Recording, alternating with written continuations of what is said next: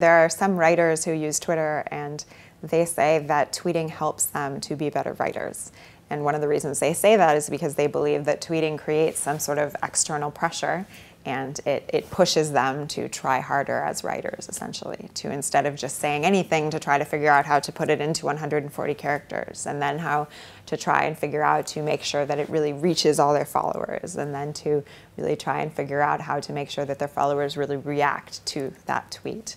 So, I mean, that's just one example of the ways that I think Twitter can be used to sort of help people who are already creative be more creative, essentially.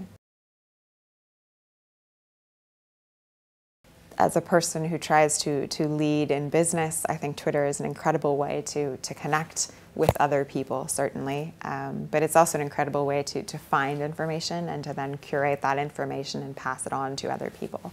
Yes, I think Twitter pushes us to create relationships, which I think is very much kind of the currency of the 21st century. And I think Twitter definitely pushes us to communicate more effectively, at least in as much as we can say that, you know, communicating more effectively is about coming up with your idea and then making that idea succinct and clear. And I think Twitter also pushes us all to be more transparent, which I think is something that's also a push in the 21st century in business. So yes, I think that's absolutely correct. And in many ways, Twitter is rethinking the way we think about business. You know, I'm sure there are many people now that say, oh, you shouldn't bother training in social media. People should be able to choose if they want to be on or if they want to be off the boat, right? It's a choice.